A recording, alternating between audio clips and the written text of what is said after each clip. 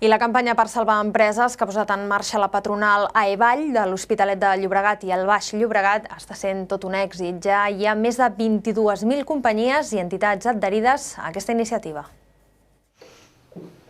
El tancament progressiu d'empreses a la zona ha fet saltar les alarmes de la patronal AEVall, que considera que les administracions no estan fent el que cal per evitar aquestes fallides.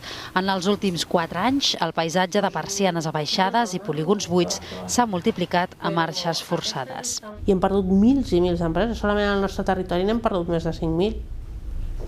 I això no ha sortit, no se sap. De moment, una de les primeres fites aconseguides és que l'Ajuntament de Gavà ha ampliat a totes les empreses la reducció del 20% en l'impost d'obres per la millora de locals. Inicialment, el consistori volia aplicar el descompte només a les de nova creació. Més que buscar nous emprenedors, noves empreses, que s'ha de fer, i les necessitem, però, home, posem els esforços en què les que hi ha segueixin, continuïn, no tirin la tovallola, tinguin el que necessiten, no les escanyem amb impostos, no les escanyem amb requisits, amb papers. La campanya Salvem les empreses durarà un any, un temps que la patronal dedicarà a millorar la percepció que es té dels empresaris i a fer d'intermediària entre aquests i les administracions.